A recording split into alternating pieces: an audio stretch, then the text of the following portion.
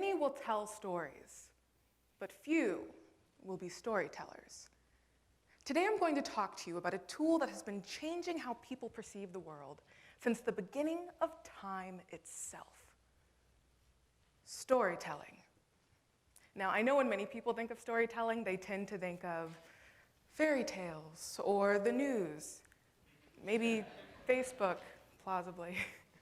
But storytelling goes much further than physical books and media outlets. It's everyday life. Every interaction that we have is a story. And these stories shape how we perceive and engage with the world around us. So over the years, I've come to define storytelling as the art of intentionally relaying human experiences. Now, this was first introduced to me in the second grade on September 12th of 2001.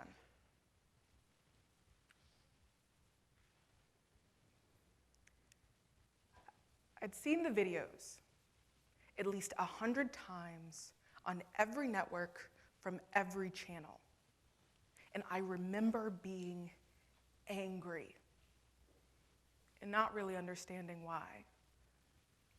But that day, my second grade teacher did something so impactful that it has changed how I think to this very day. When asked about what happened on 9/11, she didn't stand on a soapbox or pull out graphs or ignore the subject altogether. She simply told us a story. And it was the story of the family that lived next door to her. The husband worked with her husband at the local military base. The wife and daughters wore what was called a hijab on their head because of their faith. And they were from a country very, very far away, in a place called the Middle East. She said when she heard what had happened, she cried. And when they heard, this family from the Middle East, they cried too. She said bad people exist everywhere, even in the Middle East. But not every person is a bad person, just like not every person from the Middle East is a bad person.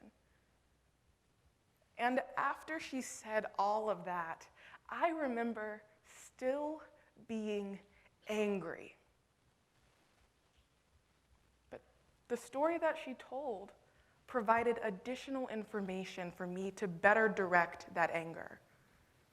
I understood that I had every right to be upset with what happened on 9/11. But there was a difference. There was a difference between the small bad and the big good.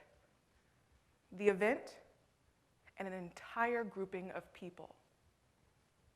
And that's what makes storytelling so powerful. Because it doesn't require extensive algorithms or intricate theorems, but it pulls from and relies on the lived experiences and stories of others. You see, my second grade teacher understood that children begin to show signs of prejudice through action by the age of 3 and 4. And by the age of 10, prejudice is relatively cemented. So instead of perpetuating the same negativity that we were hearing about Middle Eastern populations in the news, she decided to change the story by adding a different perspective and creating balance in our worldview.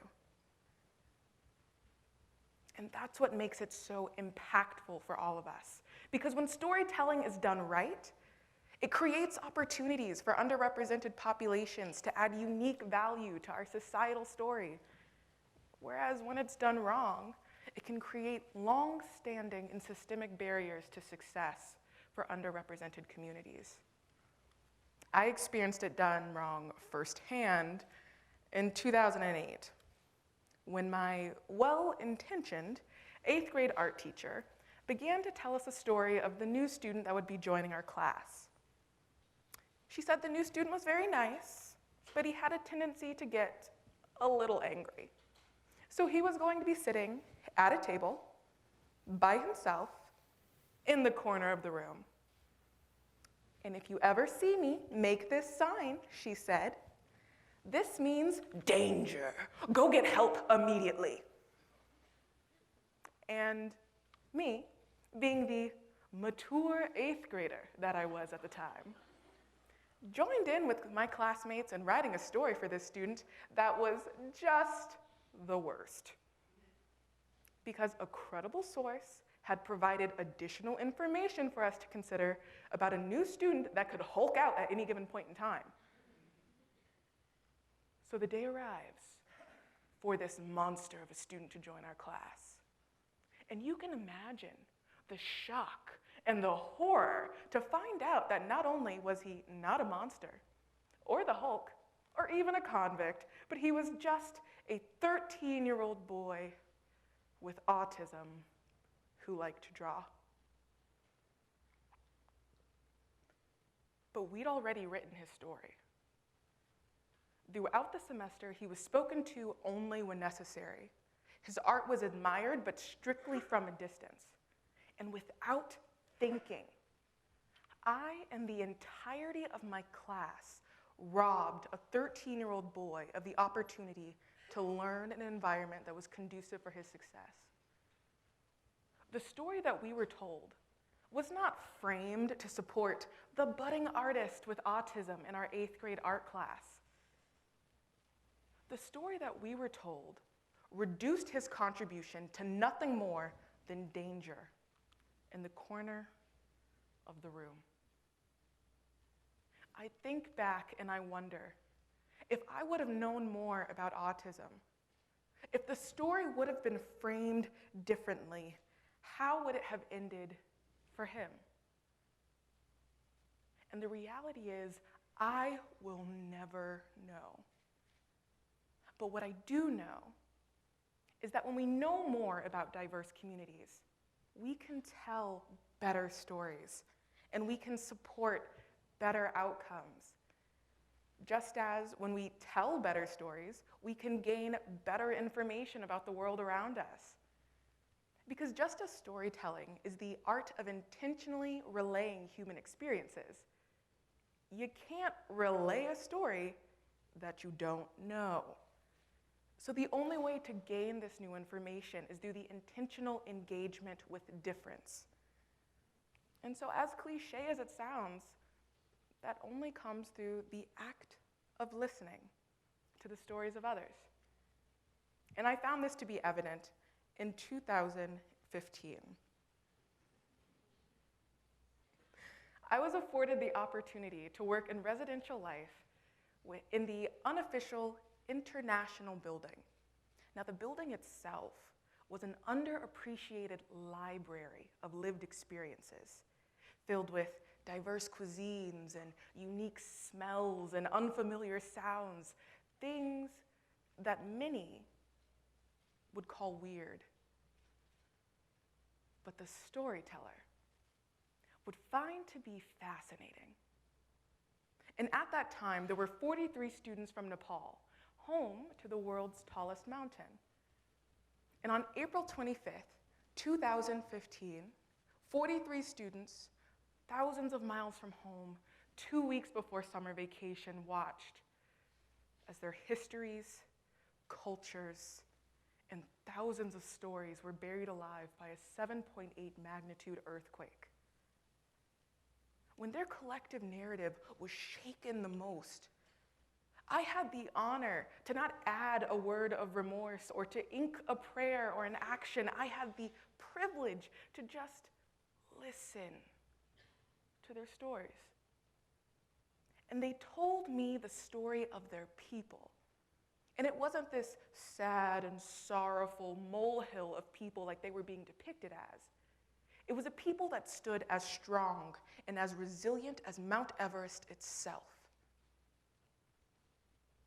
I didn't have to say anything, because the most helpful thing I could have done in that situation was not tell them what to do, or tell them how to feel, or tell them how to think, but it was just to listen to their stories. It's the story of those 43 students, of the budding artist with autism, the second grade teacher in her classroom, and the millions of others that happen every day that stand as testaments as to why we need to be storytellers. It's through the intentional relaying of human experiences that we can change narratives, create opportunities, and empower the Black, the brown, the poor, the uneducated, the mentally ill, the foreign, the unseen, and the overlooked. When we acknowledge that we are always communicating a story through our actions, our words, and our silence, we can choose to create and support balanced and uplifting truths about diverse communities. Because in life, many will sit idly by as the stories of millions are miswritten. But I encourage you to join the few, to join the advocates, the activists, the allies, the enthusiasts, the uplifters, the encouragers, the listeners. Join the few, for many will tell stories, but few will be storytellers. Thank you.